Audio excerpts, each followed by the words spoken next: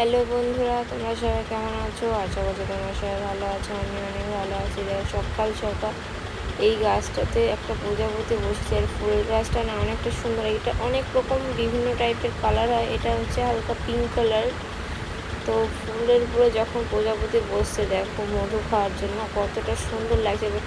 আমি ভাবলাম একটা ভালোভাবে ছবি তুলবো, তো ছবিটা তুলতেই দিল না। শুধু এই ফুল থেকে ও ফুলে উড়ে উড়ে চলে যাচ্ছে। আর এটা হচ্ছে আমাদের বারোয়ারি দুর্গা মন্দির, যেখানে পাল কাকু প্রতিমা করাতে চলে এসছে। আর এই যে বাচ্চাটাকে দেখছো, এই ছেলেটার নাম হলো আর্য। খুবই দুষ্টু, বুঝলে তো।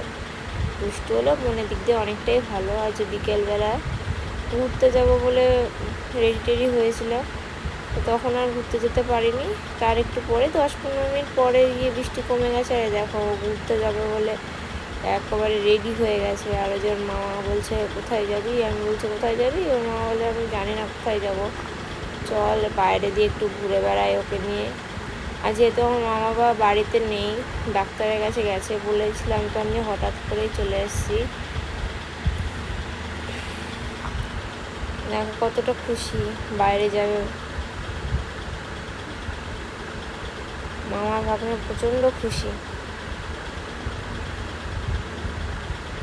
দেখো আমি নিচ্ছি না বলে আমার চেঁচাচ্ছে, প্রচণ্ড মনে হয় চেঁচাচ্ছে। আবার নিয়ে চলো ঘুরতে। দেখো বৃষ্টির পরে ফুল গাছটা না আর ওটা যেন বেশি সুন্দর লাগছে দেখতে, তাই না? দেখো কতটা সুন্দর লাগছে। দেখো এই আর একটা কালার আছে, এটা হচ্ছে লাল কালার। এটাও দেখতে অনেকটাই সুন্দর লাগে। আমাদের বাড়িটা হচ্ছে একটু পিঙ্ক কালার, এটা হচ্ছে পাশের বাড়ি ঠাকুমাদের বাড়ি। এটা হচ্ছে লালচে কালার, এটাও সুন্দর লাগছে। আর এই যে আমার ভাই কি যে একটা রাস্তা থেকে তুলেছে, দেখো এই ফলটাকে চেনো? ফলটা চিনলে অবশ্যই কমেন্ট করে জানাবে ফলটা কি। আর এটা আমার বাবাই নেওয়ার জন্য বারবার হাত দিচ্ছে, দেখো। আর এই যে আমাদের মাঠে 15 আগস্টে প্রত্যেক বছর খেলা হয়, নাইট খেলা, নাইট ফুটবল খেলা। তো খুব মজা হয়। তো বলতে পারছি না এবার থাকতে পারবো কিনা। যে আমার ভাই আবার দেখছে, এমন বলছে যে নামা যাবে না, ঘাস ভেজা আছে। ও বলছে না না, ভেজা নেই। দেখো ভাগনাকে নিয়ে নেমে পড়েছে। আর ও তো খুব খুশি, এত বড় জায়গা তো দেখে না, বাড়িতে সবসময় আটকা জায়গা থাকে। অনেকটাই খুশি। দেখো আবার ঘুরে আসছে এদিকে।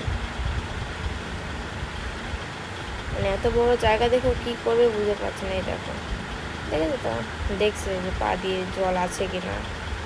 আমি বলছি ওখানে যেতে হবে না, ও ওখানেই নিচে